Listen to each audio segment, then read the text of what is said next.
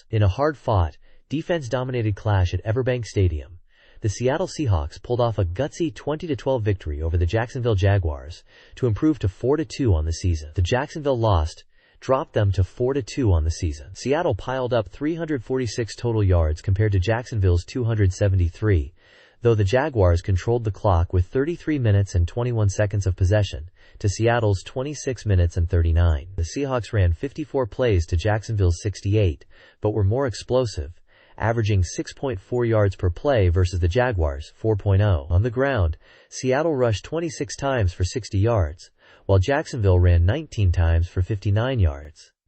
Through the air, Sam Darnold completed 16 of 27 passes for 295 yards and 2 touchdowns with no interceptions, while Trevor Lawrence went 27 of 42 for 258 yards and 2 scores, also without a turnover. Jacksonville struck first on its opening drive when Lawrence connected with wide receiver Brian Thomas Jr.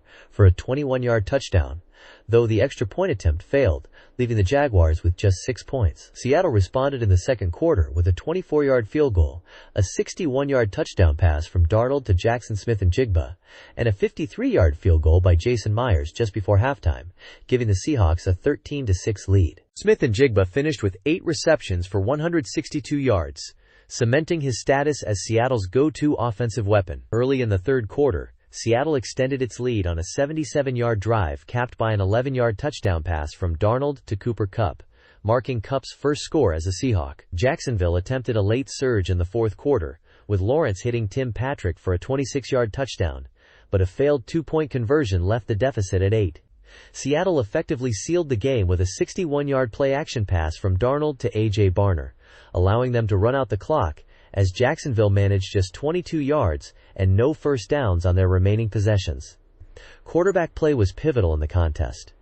Darnold delivered a poised, turnover-free performance, spreading the ball effectively with Smith-Njigba as his primary target. Lawrence also played well, but he faced relentless pressure from the Seattle defensive front, which sacked him 7 times and recorded 16 quarterback hits. Seattle's defensive dominance forced Jacksonville into mistakes and held their run game well below season averages. Ultimately, the Seahawks leaned on timely big plays, a dominant pass rush, and special teams contributions to secure the win. For Seattle, the game highlighted their ability to produce explosive moments despite not controlling the clock, while Jacksonville's missed opportunities and failure to convert in critical situations underscored the challenges they still face this season. For the Jaguars, the matchup exposed persistent issues with discipline and execution. They committed 10 penalties for 76 yards and allowed 7 sacks on Trevor Lawrence, highlighting how self-inflicted mistakes can derail even a talented roster. While Lawrence still made plays, the team's inability to force turnovers, a strength earlier in the season, underscored that Jacksonville struggles when it cannot control the ball on defense. The game was a reality check.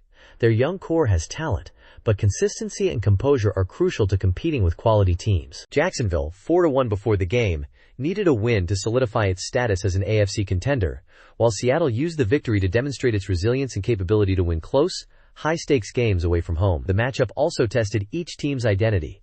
The Jaguars faltered without turnovers, while the Seahawks showed that disciplined, defense-first football with timely big plays is a sustainable path to success. Ultimately, the Jaguars remain a talented but fragile team prone to self-inflicted setbacks, whereas the Seahawks prove they can grind out wins and handle pressure situations, reinforcing confidence in their season outlook.